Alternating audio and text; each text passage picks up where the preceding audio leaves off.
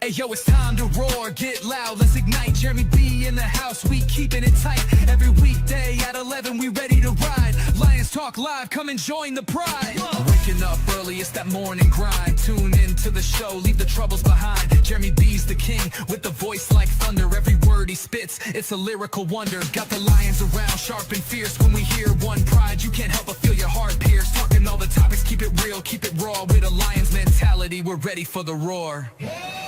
One pride, it feels right. Jeremy B bringing the heat, morning light. Every weekday at 11, we taking flight. Lions Talk Alive, yeah, we ready to bite. One pride, hear us loud. Jeremy's in the zone, making us proud. This is a Huddle Sports Network broadcast. You can find us on Roku TV, Amazon Fire TV, Facebook, and of course YouTube. Get all your NFL news here first. That's right, it is Smoking Jeremy B. And yes, let's get to the right layout here. There we go. It is a happy victory Monday, Michael Huck. 37-24. Most of that came in the garbage time part of the game, where we had that game licked long before that. But I do have the 5 winners and 3 losers of the game. Alex Anzalone, Jack Campbell, and Derek Barnes, the linebacker room. What an amazing job they did. Loser, Terrion Arnold.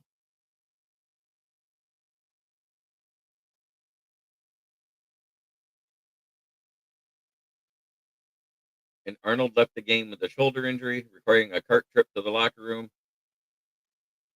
And let's hope it's not a new one. Let's hope it's just a re-aggravation. Paul Jones! Rudy Fred in the house. Good to see you. You know what's great about winning? We're still 1 game up. 1 game up on the Vikings. With 4 wins, that makes another team a game and a half behind instead of a half game behind. So hopefully we can maintain that. Oh, look at this. The one, the only, and the Bear fan. How you doing, buddy? What's up, man? Happy Not Victory much. Monday to you.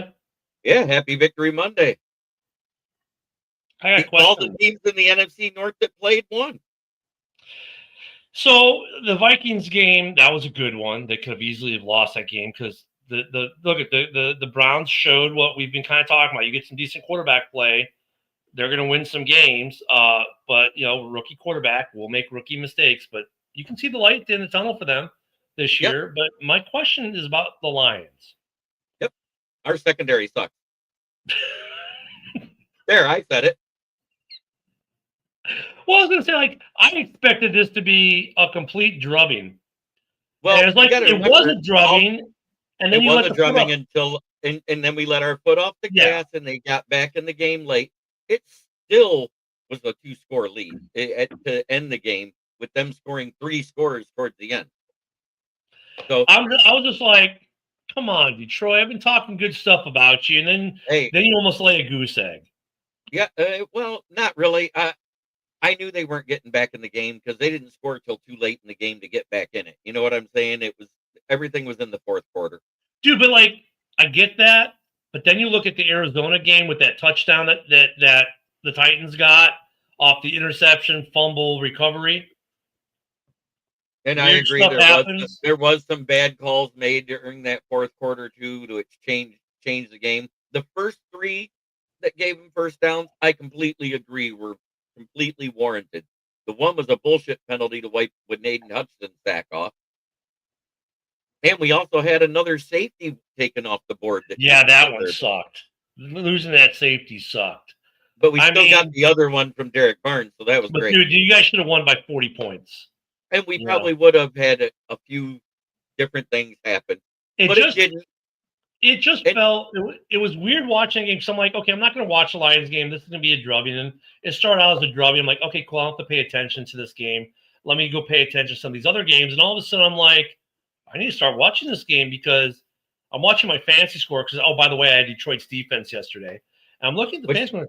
How the hell did Detroit give up so many points? And so I'm looking at the game like, What the hell are they doing?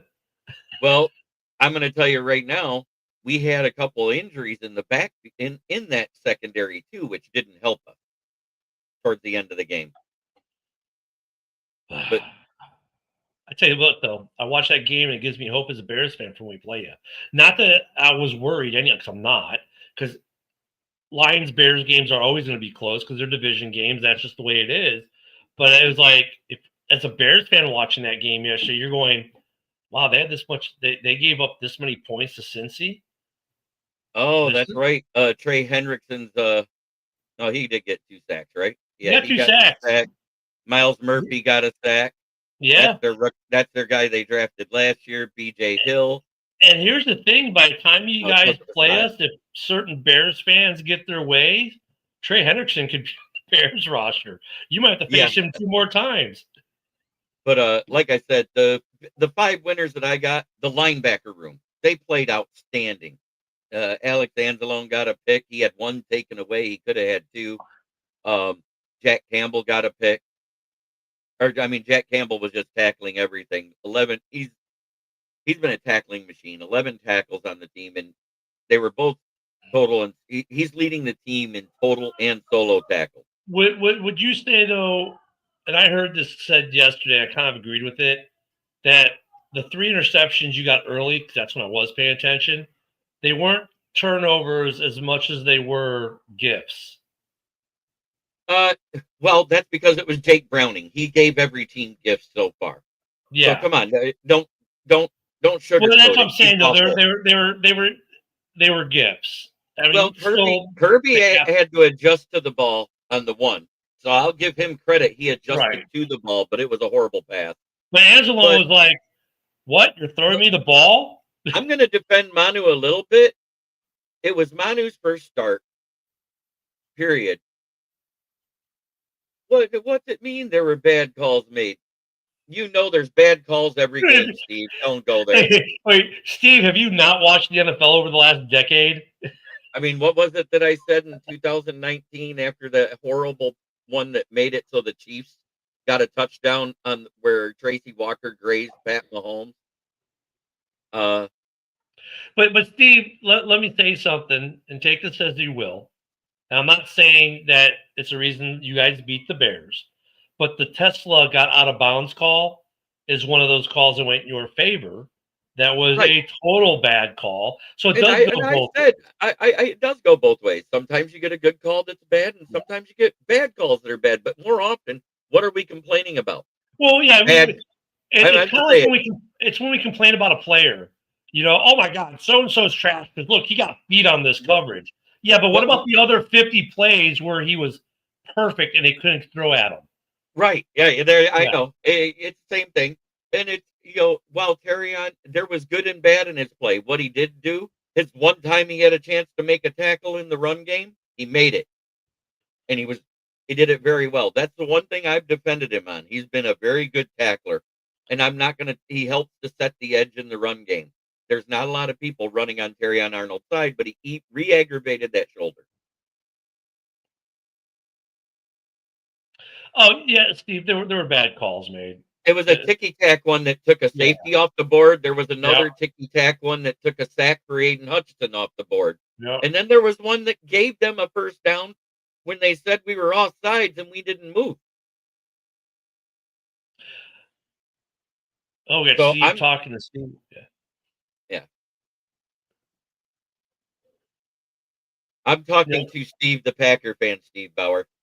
Hey, but if we didn't know there were 2 Steves here, it's almost like Steve was defending himself. Steve said nothing about referees as he looks away. No, you guys said it didn't cost us a game, so I wasn't going to complain about it. But there were bad calls made. It was a good game. Like I watched it and then I shut it off because I'm like, all right, the Lions got this, and there were some other good games to watch, or more point the red zone. But then, like at the end of the game, I was kind of like, dude, what are you guys doing? Like, are you trying to pull they started getting some field position towards the end of the game due to short field. That happens. But overall, Jack Fox had an amazing day punting overall. Actually, you know what bigger thing for me is with you guys winning yesterday? For you won a game and you came away healthy. Yeah, I mean, Terrion Arnold re-aggravated an injury, so it's not anything that we didn't know about. Right. Nobody else got hurt. Yeah. No, Khalif Raymond. I forgot he went out with a neck injury in the second quarter. But he's he's a punt and kick returner, and he's our fourth wide receiver right now. Are you guys on the bye this week for week 6? Yeah, you are. No, you're not. No, we got the Chiefs. We're going to Kansas City. That's a dub. But what about the Titans making that upset? And I said it could happen. Dude, the weirdest freaking touchdown. You see, I mean, look at, I'm not going to say that's like a once in a lifetime kind of thing you see, but it's like a once every couple years kind of thing you see, right? And it's funny when people go, well, how they score a touchdown? Well, you see it was an interception that was then a fumble that was then a touchdown after the ball was kicked. And people are like, well, what? I'm like, well, yeah, it was a reception at the 5 or so yard line that then became a fumble that was recovered. It never got recovered. It never got recovered. Yep, and we did tie the record for most TDs in games by a running back duo at 14. Hey, by the way, I'm pissed off at the Lions for doing one thing bad yesterday. What was that? You let Monty throw. You let Monty run. Why not throw Monty a touchdown and get the trifecta? I know. I have him on my fantasy team too. It was one more. He's not on my fantasy team. I was like, with his sister and all this stuff, and like they were trying to give him like a show out game. Like, dude, throw him a touchdown too. Let him do the trifecta with his sister. I know. Give his sister the game ball. I mean, it would have been. So that's my only complaint about the Lions. But that Titans game, let me see if I remember that play, JB. It was a reception. He turned to make the football move, so it was a reception. Ball comes out. It's a fumble. Recovered by Arizona. He then in turn refumbles it. Yeah, one of his teammates kicks it in the end zone. The Titans covered in an end zone for a touchdown. Yeah, it was crazy. Yeah. Wow. Yeah. That's exactly it. If he wouldn't have turned around to go the other way, if he'd have ran into the end zone, yeah, it could have been a safety. They'd have been better off giving up the safety. Do you see what I'm saying? They could have gave the safety away. Give him 2 points. They'd have still been down 5, and it had to. No. He's talking about the run. It was like a ridiculous. How long was that run, Steve? It was a ridiculously long run, and he dropped the ball. He Chad Powered it. If you've watched that show on Hulu, Chad Powers, he did that. Like, you know, if you haven't seen the show Chad Powers, which is based off the Eli Manning skit, it's on Hulu. I watched the first 2 episodes. It's funny. The thing of that show is this guy is a college football quarterback playing the national championship game, and he runs for a touchdown, and before he enters the touchdown, he drops the ball at the 1 yard line. The other team picked it up, ran it the other way for the game-winning touchdown, ruins his life and his career. Well, that happened in real life pretty much yesterday. On a big run, the guy drops the ball before he gets in the end zone with it, and it gets recovered by the other team. Yeah. Well, the other one was the Patriots beating the Bills. Oh, don't even with me. Talk about ruining the pick'em. Dude, no, talk about ruining my fantasy team. Dude, I have Josh Allen. And James Cook, don't you? And James Cook. Now, Josh Allen, point-wise, ended up doing okay, like 20-some points. Cook did 4 points. They didn't run Cook at all. They didn't pass the Cook. Cook was a non-factor yesterday, but because they decided to split time with him, like, I didn't get that. It started with the first drive with the bad exchange for fumble, and it wasn't that the Pats created. It was that the Bills never got anything going. They never got in sync, and part of it after that was because the Pats defense was swarming, but the Bills it's like they didn't show up. Steve, I don't like to put the link into the Huddle Sports Network because that brings in a lot of unsavory characters. So if you switch to my channel, are you in my channel or their channel? Because if you're in my channel, I'll post the link. Or DM me on X, and I'll send it to you that way. Yeah, because I don't have you on X, Steve. I don't think I do either. But if you message me on X, I'm going to X right now, and I'll pick you up out of that pile of people that message you that you aren't friends with. Yeah, I'll go and grab you and send you the link. So that being said, that was an amazing game, though. Overall, it was a fun game to watch because it was back and forth. I couldn't believe that it was 3-3 at almost halftime. I was like, "What's going on?" Nobody's doing anything in this game. I was just that game was. They might. No, I don't think so. Look at part of the Jets' problem is Quentin Williams is out again, and he's the heart and soul of that defense. They lack support. They lack line, O-line and D-line without Williams. When Williams is in, that defense is actually kind of formidable. But the last two games have showed you that the Jets need another guy on that line with Q. Because when Q's not in, that line is not good. Well, I won't say it's not good like terrible, but not good as in mediocre. They're going to win a game this year, but they need to get healthy with Williams. They need to fix their O-line because you can't just rely on Justin Fields compensating for your O-line by running the ball because that's not going to work against some teams. It'll work against a few. And they also have some dropsies and guys who don't fumble the ball yesterday fumble the ball. So we only had one penalty for a first down, where they gave us a first down. The Bengals had 5. 2 of those were due to Terrion Arnold alone. We had 15 passes for first down. They had 12. We had 23 first downs to their 21. So if you take away our 1, you take away their 5. Those are earned first downs, correct? Yeah. Huge disparity there then, right? That means it's 16-22. Yeah. Huge disparity.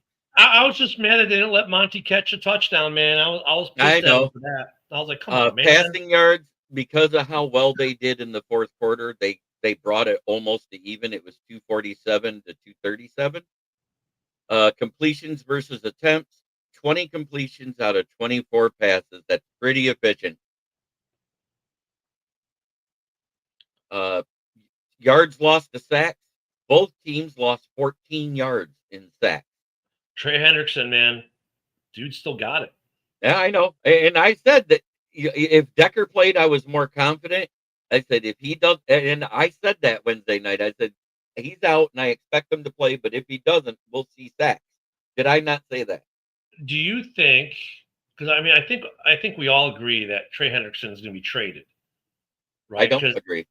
You think they're going to sign him again? Because I don't know if they're going to. No, I just think they're going to let him walk. I think that's what's going to happen. They're going to let him walk after the re-signing period. They're just going to let him walk. And not even, because they can get at least a second rounder for him right now if they trade him at the deadline. I get it, but it only saves them $2 million this year to get rid of him. They don't care. It's not about the $2 million. It's about getting the second round draft pick to draft another lineman. I don't think they're going to do it. I'm just saying, because they haven't done it yet.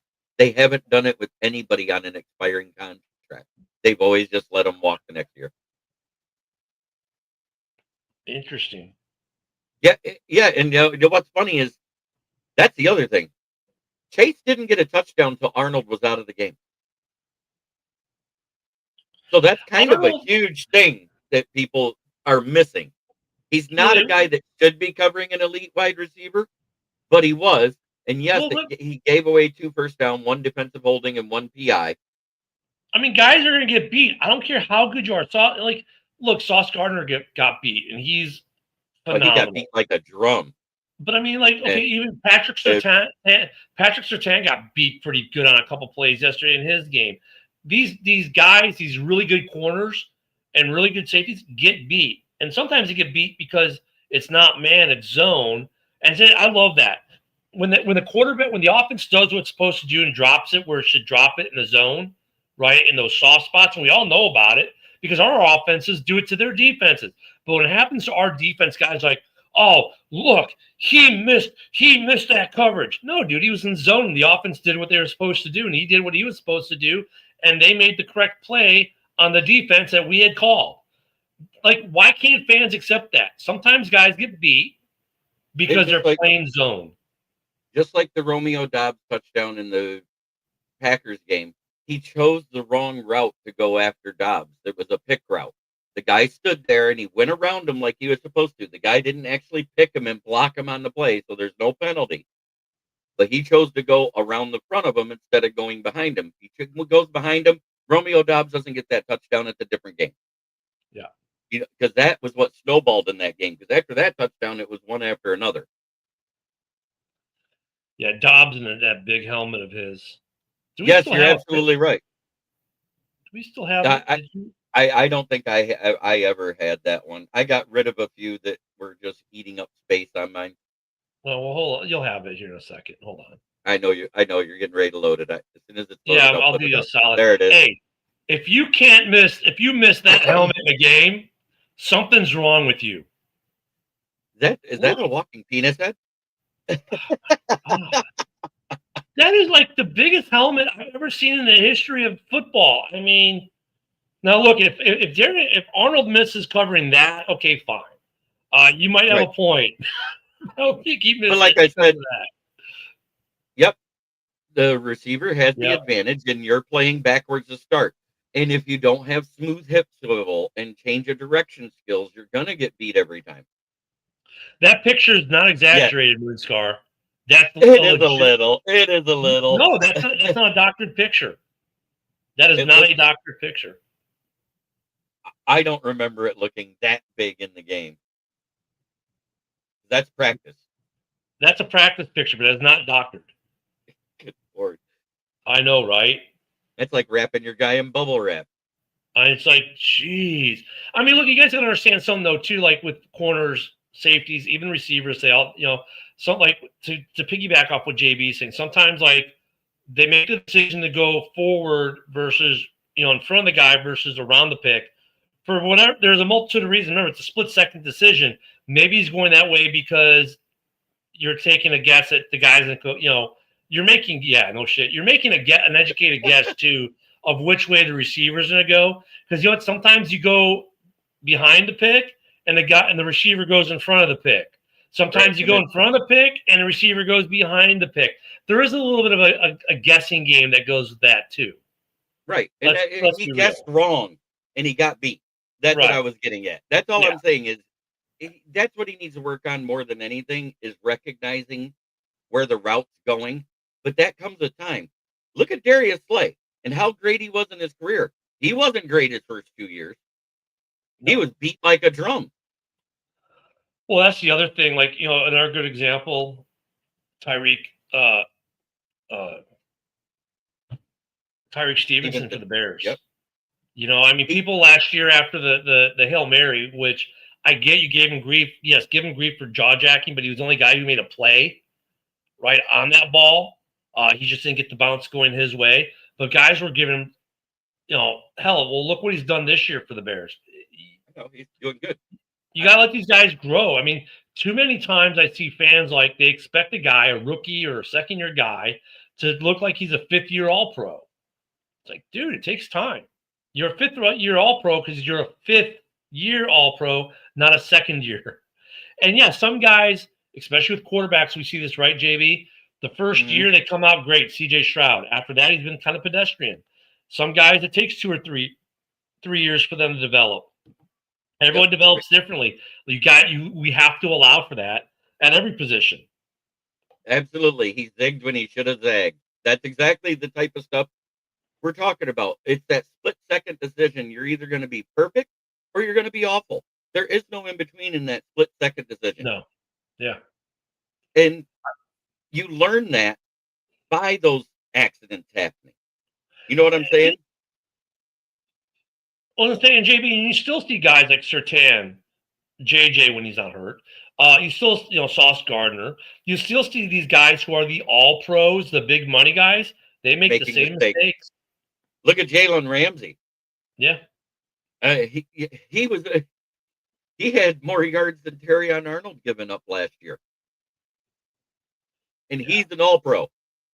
Yeah, so, give him a break. He's not Eli Apple yet. Eli Apple was in his 4th year when he looked like dog shit in the Super Bowl. Good old Eli Apple. Yeah, Paul, he'll get better with more playing time.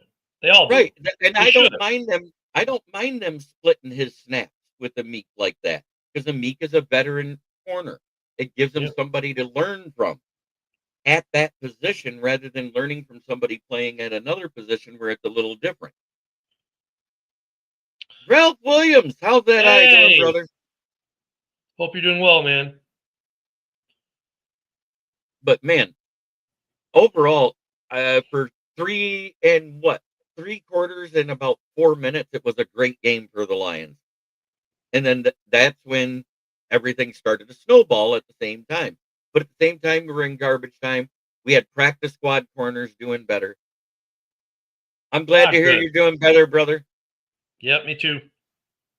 Yeah, but that's the one thing the Lions got to look out for when they're playing against better teams, that if there's any negative you can take from the game yesterday, it's that, right? That, yeah, for 3 quarters and 4 minutes, it was great. But then we kind of lost our mental focus, whatever it was that, created it. Like, that's something you want to correct for when you play a Buffalo Bills. You don't want to have, if that happens against the Bills, or better yet, one that's going to be happening sooner rather than later. If you have that happen against Baker Mayfield, you're going to lose. Right. Isn't that the week 2 weeks after we play the Chiefs? No, that's our bye, and then it's them, and then it's Minnesota, or Minnesota, then them. It's one or the other. But they're coming here. Yeah, they beat you there last time. So I mean, that isn't what I'm saying. You're missing my point. What's the point? Right now, we've been defending the home very well. Okay, that's what I'm talking about. Yeah, if Baker wins anywhere. Baker will do Baker things anywhere. He did in Detroit, right? I mean, the Seahawks turned into the Sea Chickens this week. Well, the Seahawks. Look at the Seahawks. The 12th man is more of a road thing for them the last 2 years than a home thing. I'll grant that out. But the bigger point I'm making is, like, if you have what happened yesterday happen against a team like Tampa. Oh, yeah, I get it. That's not what I'm. That's my only negative for the Lions yesterday is, like, but I think it was more due to how many secondary guys were out and the backup players that were in, because they don't have a lot of snaps. So there's a lot more inexperience when they're UDFAs. That's true. And one of them was our practice squad call up. Yeah. And look, it's good that you got him playing time. So that's the other plus. Just, I guess that's the context that maybe we need to think about. But, like, yeah, in general terms, I was like, because Baker, man, dude, I'll tell you what, if Tampa could ever do what they do in the 4th quarter for an entire game, oh my God, they'll be dangerous. Yeah, because that's the only reason why they lost to the Eagles. They didn't get going to the 4th quarter. Mbuka yesterday. Oh yeah, love him. He's on my team. Oh, look at he's going to. You want to know what I'm kicking myself in the ass for? I was like, okay, Houston's run defense hasn't been that great all year, so I'm going to start Derrick Henry, because this guy's been ass for 2 weeks in a row, and I took out the rookie for Washington, Tretzky Merritt. What does he do? Merritt had a big game. 27 points. Yeah. Oh, I'm sick. Because guess what? I lost the game by 7 so far. So I'm still in my game. I'm actually losing because of my lack of performance from my Buffalo Bills side yesterday. However, I picked up Quinshon Judkins on the waiver wire. Great game for me yesterday. I was so happy with him. He had their only real touchdown, right? Yeah, this was a big bye week for me for guys on bye weeks. I have I have Roma Dunze and guys like that, and Matthew Golden and Micah Parsons and those guys. But Junkins, I mean, he's making a case for himself to be in consideration for the offensive rookie of the year. But right now, Mbuka, man, that dude. Well, I remember when they drafted him, we were all like, "Oh, there goes Tampa with another weapon." And Yeah, I said it. Yeah, we all did. Yeah, I said it on my stream. You said it on yours. That kid is ridiculously good right now. What do you have? 2 touchdowns yesterday or 3? 2. Let me look on my. I think it was 2. Let me look on my sleeper app, and I'll tell you exactly what. You know who else had a game last night? Good old Stephon Diggs. Oh yeah, he had the best game in the last 2 years, probably. And they said his best game since 2022. Yeah, there we go. Yeah, he had 10 receptions on 12 targets for 150 some odd yards. Yeah, he had a big game, some big plays. Yeah, he was up for that. I'll tell you what, the Bills uniforms, it looked cool. The white out in the stadium looked cool. I think the Bills were more mesmerized by their jerseys and their fans than they were the football game. I agree. Yeah, he had a big game. I'm getting in here and I'm going to look. And Buka was ridiculous for yesterday. That kid's a crap load of points. That kid's ridiculous. Let me see if you sent me that. Not getting in my league. How did I get into my league? That's never a good sign. No, look, I'm in the app and it's not letting me tap the league. It's not letting me get in the league, is what I said. There, finally. Ooh. Ibuka had 7 receptions for 163 yards and a touchdown with a 2-point conversion for 31.3 in the PPR league. Yeah. He's making the case. Stephon Diggs had 24.6. The Lions got 12 points because they had 3 interceptions, 2 sacks, 2 forced fumbles, and a safety. I wish you got a point for the recovery, too. Yeah, the defense. I mean, they did okay for me. They did better than the team I dropped because I had the Ravens defense because everyone thought the Ravens defense was good at the beginning of the year, and I dropped the Ravens defense for the Lions defense, especially because of the matchup. And they did okay.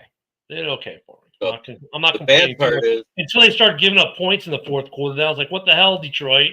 The bad part is the Commanders' defense. 1 interception, 10 points allowed, 5 sacks, a forced fumble, and a recovery. That's big. Hey, what did I say about Joe Alt being out? I said, watch out. I picked them to win because of it. They are they're winning games like that, being opportunistic. But to me, they are still an overachieved team, and the hype is so big on these guys, and they're not terrible, but they're not as good as people say they are. But I did say that front 4 would be the reason they win that game. Yeah. And it was. Can't wait till Monday night. Goff had 20.1, but his QBR, I wanted to talk about that because that's different than the old passer rating thing is antiquated. There's too many things that go into it. But his QBR was a 161.1. We finally find out what a perfect QBR looks like because David Montgomery had it with 1 pass, one completion for a touchdown. Guess what it is? What? 431.3 is a perfect rating. Now, granted, it doesn't count because he didn't have at least 10 throws. But at least now we know what a perfect rating is, correct? I guess that would be it, yeah. Morning or afternoon, Dwayne. It's still morning. Good to see you, Dwayne. Glad you're here. Jalen Waddle had a good game. 6 receptions for 110 yards and a tutty. 23 points. Tyler Warren, 4 for 4 on receptions, 44 yards and a tutty. Yeah, Colts, in the route over the Raiders. Yeah, I mean 40-6. Colts look great. Raiders look like absolute trash after they looked pretty good defensively last week, and they were good for a minute, but the offense is what killed their defense. And they're kind of like, you know what the Raiders are like to me? They're like Cleveland. Their defense will keep them close unless the offense gives up lots of short fields, which it did yesterday. Yep. So yesterday we had the miracle happen. There is not a single undefeated team in the NFL anymore. Yeah, 72 Dolphins are drinking. They popped them bottles yesterday. Early. Yeah, because it happened early. As soon as the Eagles lost to the Broncos, I was like, ruh-roh, Raggy. Yeah, that now, game was a little surprising because that's another team, the Broncos. I think they're an overachieving team. I know. But I was a little, I mean, yeah, just the You'd have Eagles. been more surprised that the Eagles' defense was that bad. Well, the Eagles' offense didn't help themselves out. I mean, did Brown get a pass defend for defending his own player from getting a touchdown? He should have. Does that show up in his stat sheet? No. They had a lapse game mentally. You know, really, if you think about the Eagles and the Bills both had mental lapses yesterday. I completely agree because we had about 3 drives there in the third quarter that just netted nothing. But as soon as they scored, we scored. It's funny though, we at go that from point, like last week though, where we had so many close games, to this week where there were so many drubbings. oh yeah, I mean that was an absolute drumming by, and then the Texans. Yeah, Nobody saw that coming. no, Nobody. but you know what though? Is it Not the like Texans? that. Yeah, but Not- hold on, though. Is it that the Texans are good, or is it that Baltimore is just that bad right now? The Baltimore defense is that bad. Now, granted, they did get Kyle Van Noy being in. I said, watch, if he'd have been in, it'd have been a different game, that Monday Night Football game. What did he do finally coming back? 2 sacks. He's just a difference maker. And people said, oh, that's not it. I was like, no, I'm telling you, that's a huge thing. And then their big run stopper up the middle, you can tell they missed Matabuke. And no Lamar yesterday, and just what I mean. Okay, it was like they're trying to give the game away, you know. So look at this. Now we get more Texans hype, but the Texans still aren't that good. No, I'm not giving them any hype because of who they played, because we knew the Ravens defense was bad, and I predicted them to win. Well, you know what's funny? You and I are like this, but these guys at NFL Network and ESPN. My God, the Texans are back. They're so good. No, they're not. They had, they actually did have a decent fantasy day. 3 interceptions, 10 points allowed, and 1 sack. Yeah. That's pretty darn good. I'll tell you what defense looked good yesterday. The Saints. Yeah, the Saints defense. Well, the Saints' problem hasn't been defense, it's been offense. And somehow the Giants' defense fell asleep. They had to be looking past them. Well, and also, though, like Dart made rookie mistakes, and that hurt the team. And, I mean, it was a game that the Giants could have won going into it. You're thinking they could win this game, but Dart had a rookie game. That's going to happen. And the Saints' defense is good enough that they capitalized. The update should be coming in any time now, because they always wait till about 12:30, 1 o'clock Eastern before they start rolling in. And it's 12:30 now. I actually get a legit injury report on Wednesday. Yeah. I haven't had one because of the bye week. I can't wait till Monday. Bears Commanders in DC. Oh, that's going to be fun. That's going to be fun. More fun than the game tonight, even though I hope KC gets destroyed tonight. But, with the new Jacksonville footballonlyplayers.com ad, I don't know. Raymond's this week's status is up in the air. And what Dan Campbell literally said today was, this does not feel like something serious. It's good news otherwise. But, and this backs up what I was saying, in run blocking grade, Giovanni Manu overall got a 42.2, but he was at the low end of the 60s as a run blocker, and a 17.5 pass blocking grade. Guess who gave up all the sacks? That tells you it all now.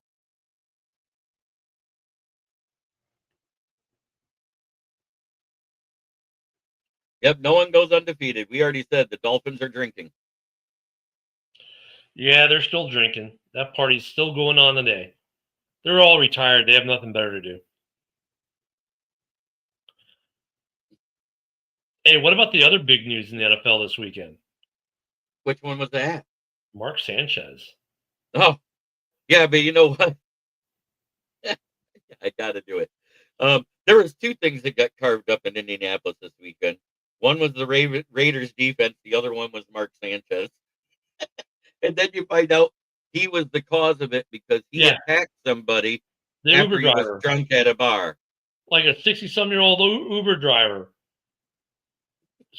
So I wonder how much my Ravens buddy does me watching Ravens waste money on injury-prone players and puts up $161 million in a Roquan Smith jersey burning. I remember we got rid of Roquan. Bears fans were all upset. I'm like, not for the contract he's going to need. I'm happy they did it. I agree, during the regular season, I don't mind ties. That's why we did what we did in the playoffs. In the playoffs, guess what? It's sudden death, and you keep going till somebody wins. Because remember, it wasn't that long ago where we had one where you can't end a playoff game in a tie. There has to be one that advances. JB, and I think the NFL should do something about it. In fact, they should look to the best run sports entity of professional sports, NHL, because they do it right. You play the overtime period, there's a tie. NHL does what? Shootouts, right? NFL should do that with field goal kickers. But guess what? They still have a tie after that. No, but yeah, for points, right? For the NHL, but it's a difference of points. They get, if you win the shootout, you get 2 points. The loser still gets 1 point. Obviously, the NFL doesn't do a 3-point scoring system like the NHL does. But here's what the NFL should do: it's tie after regulation.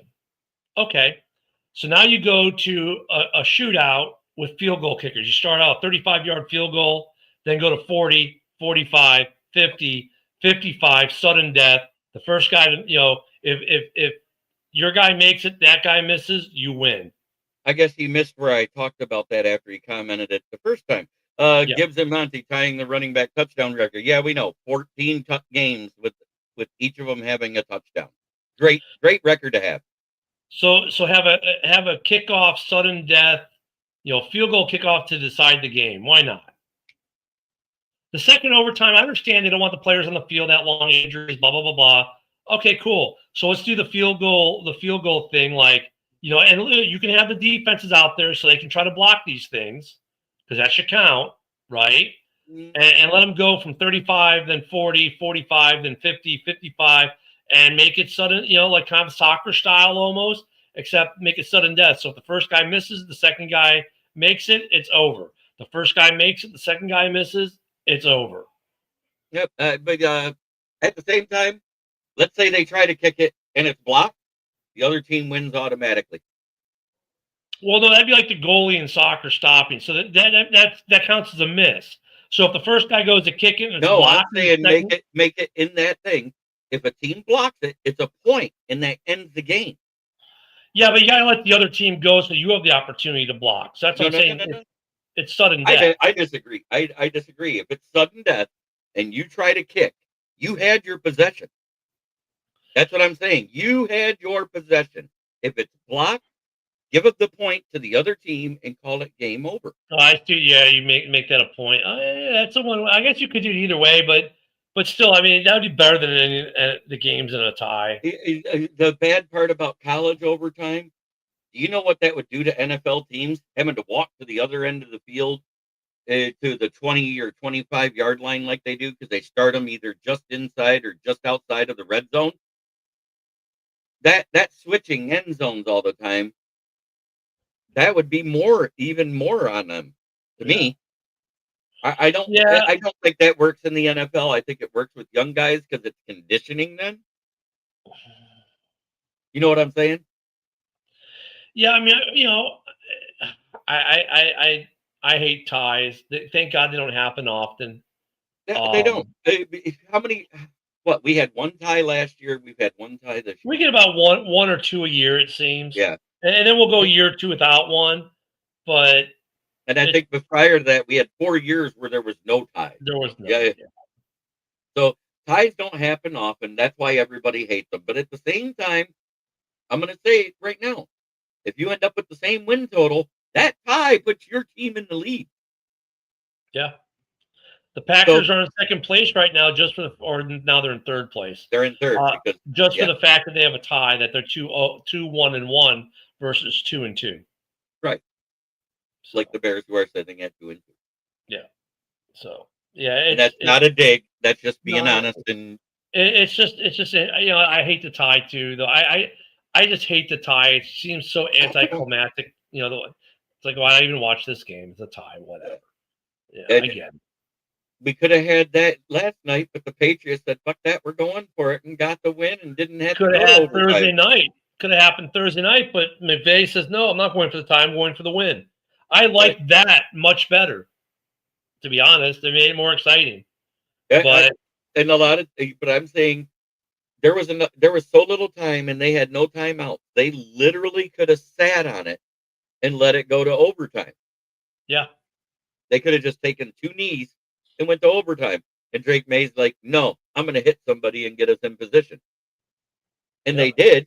Then, when they were running around, they had everybody covered well. That was the best coverage I saw out of the Bills' defense the entire game, was on that last play when he had to rush out of the pocket, and he got just past the line, the scrimmage line, to not count it as a sack. Just how bad the Bills were yesterday, that final play they had. Like, dude, really?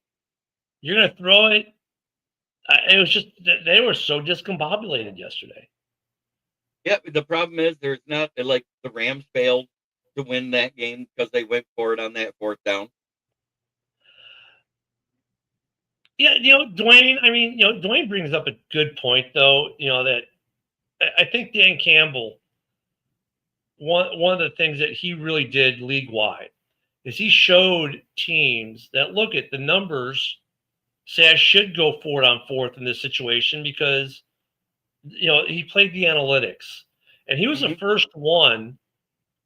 I mean, there's some other guys who would do it now and then, but he was the first one to do it consistently and say, look, we get 4 downs for a reason. Right. And so, what's funny is, when where you heard about it first, and it was 2 years before Dan Campbell was a coach first. It was that show Young Sheldon, right after Big Bang Theory came out. Yeah. His dad was a football coach, and he goes, "The numbers support you going for it on 4th and 5 or less, no matter where you're at on the field, to keep the time of possession, than kicking the ball away." Yeah, maybe Dan Campbell's a Young Sheldon fan. Right. I'm just saying. Because what's funny is he's the only coach that goes for it 32% or more on 4th down, yet has a plus 60% completion percentage on 4th down. I think some coaches get overzealous with it. Like, dude, if you're on your 30 and it's 4th and 3, punting might not be a bad idea still. I mean, the stupidest one we went for, we got, and that was the beginning of that Kansas City game when we beat them. Remember that? It was 4th and 18, and we're on our 18-yard line, and he set up a play to have Jack Fox throw it to Netflix. No, not Netflix. It was the safety, backup safety. Was it Lauren Strickland? But see, that's what I hate. Those, like, what I do hate about this, though, about so many teams going 4 on 4th? The art of the fake field goal and the fake punt. When was the last time you saw a fake field goal or a fake punt? Well, I just called it there. The fake punt was Jack Fox, and that's the last time I saw it. Was that, and then there was a direct snap on one that went straight to Malcolm Rodriguez. The Saints made it look like they were going to do that yesterday with Taysom Hill, and then they didn't. They punted. But I'm we used to see more fake punts and fake kicks in it. We don't see those anymore as much. Yep. It's just weird. It's all weird. Yeah. I'll tell you. Then there was that guy that actually beat. The refs had to look it up to find out if he had the football IQ to do it. The punter that had it blocked, and he goes back and picks it up and then kicks it again. And that was the Seahawks punter at the time. Was that one that had the weird name, Skaska or something like that back in the day? I think so, yeah. So it gets blocked. He runs over. He thinks about falling on it. Instead, while he's stumbling, he picks it up and he runs back towards the line. And just before he gets to the line of scrimmage, he kicks the ball away, and it saved the game. It's funny because every year it's like, oh my God, there's so much weird stuff in the season. Injuries. There's so many. Dude, this has been the story the last 3 years with these guys from Fox and CBS. Oh, all these injuries. Like, are you paid by the NFLPA to say that? Because if you go back to when we had 4 preseason games and guys played, we didn't have these injuries. They're still playing that game, Jeremy. I know. You go back to that and also back to the two-a-days, which takes it back even further. 2017, after Corey Stringer died in the offseason, and they took away the two-a-days, the injuries jumped up by 30% that year. And then every year after has gone up by 3 to 5%. We're up to 45% higher injury rate than we were in 2017. No, they just showed the replay of that. It was the Seahawks versus the Dolphins. Yeah. It was that Haskaska or Hashaska, however you say his name. I remember it because it was like 7 or 8 years ago. But I have to say this though, JV, even with like all these injury issues, like the Bears, we get everyone back. Like the only one that's missing now for us is JJ, and he could come back at the end of the year, depending on how the Bears are doing. That it's a possibility he comes back. And that was an injury he suffered in training before camp, right? During season, the Bears have been, we've had some nicks, but nothing serious. The Lions, nothing serious. All the serious stuff happened in the offseason. You know what I'm saying? Yeah, the NFC North has been pretty good overall on injuries during the season. So we're kind of like, right now, we are the exception to the new rule. Right. And I think that's a testament, the one that everybody's griping about, it's a testament to our strength and conditioning coaches, even though the casual fans are complaining about it. Yeah. Because that means, wow, they must actually be getting in shape because all of these injuries are ticky-tack stuff. For the most part. You know what I'm saying? No, I agree. I'm looking at Paul's question too. I'm giving that some thought here. It really depends on who they get back. I'm going to say that, but now that we know that Jaden Reed's out for the season, for the Bears, okay, Paul. Okay, so the next 5 games are crucial at coming off the bye. If the Bears have to go 5-0 or 4-1. Honestly, this is the easy part of our schedule, and then we hit the division stuff, and our non-division games are tough too. Right after Thanksgiving. Right after Thanksgiving, your stuff gets brutal. Right, because then we hit the Eagles, and then we hit. We got some tough teams, and then you got the rest of the North. If they can go 4-1, which would make us at that point 6-3. Yes, I think so. I think we can still split everyone in the division and be fine. I think we can beat the Vikings next time out. The Vikings and the Lions games are going to be interesting for us because of the last 2 weeks of the season. And to be honest, like week 18, do the Lions already have the 1 seed locked up, for example? If they do, then the Bears probably win that game because we might be playing for a playoff spot, and the Lions I'm not trying to get Goff injured coming into the playoffs, right? So those things will come into play. But Paul, I think we can win more games in Green Bay. I think Green Bay they overhyped the importance of Micah Parsons on that team, as we saw the last 2 games they've played. They still have offensive issues. They have offensive line issues due to injury. They got some guys coming back. So if things continue the way, so I just said how they were good on injuries, but their offensive line, like Zach Tom and other guys, have had some big injuries. So I think the Bears can win more games than Green Bay. In fact, I think they could still even win more games than the Vikings, because the Vikings, while they're 3-2 right now, they're not exactly dominant in any way, shape, or form either.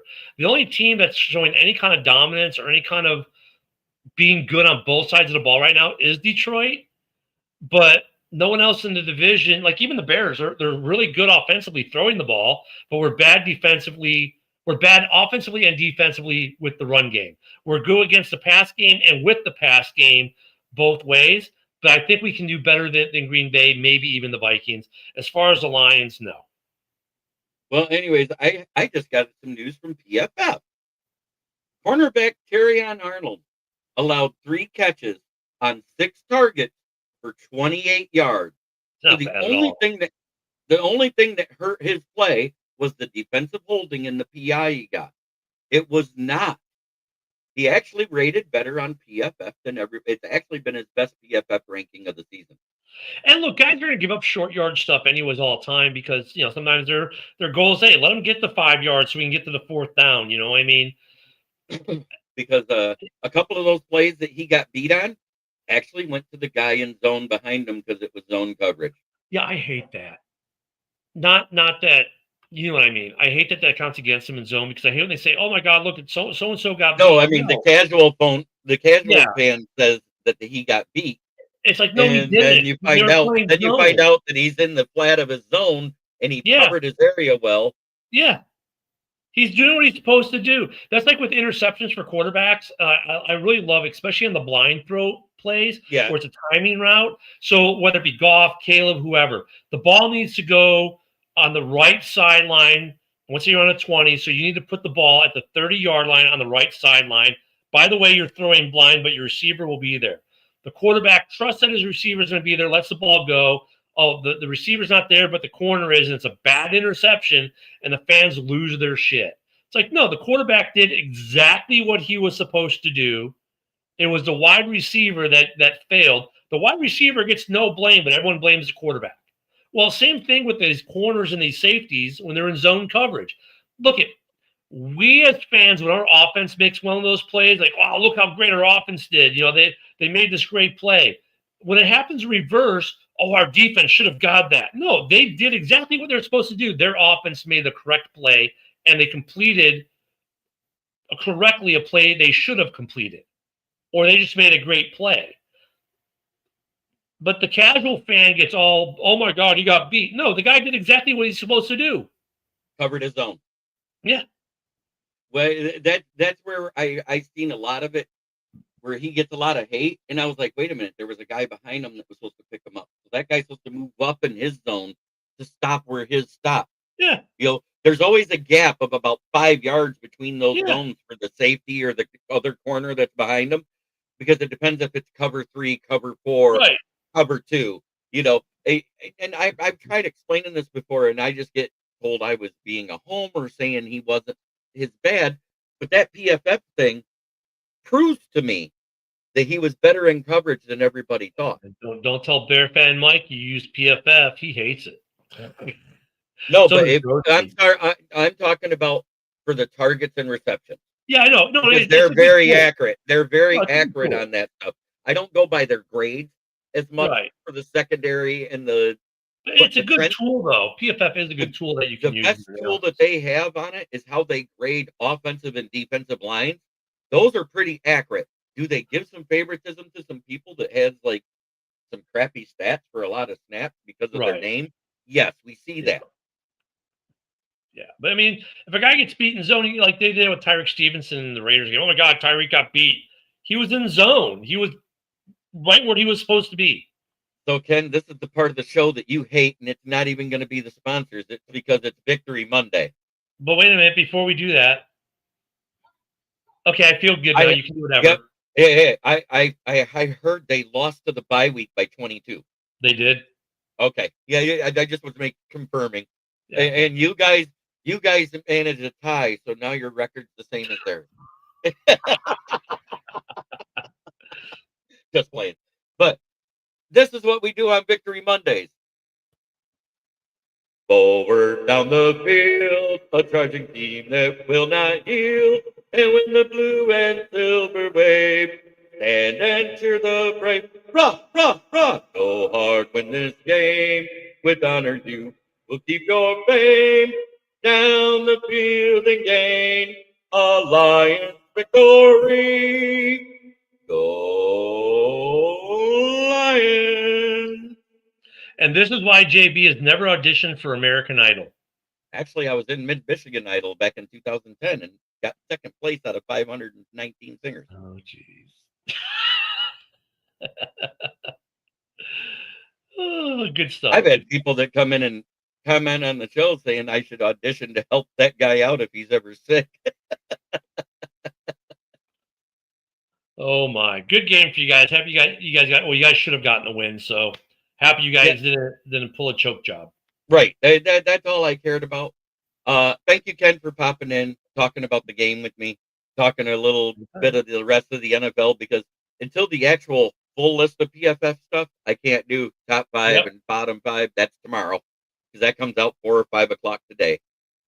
But as always, try every day to be a better person than you were the day before, because that's the only way to make the world a better place. Peace, love, and chicken grease.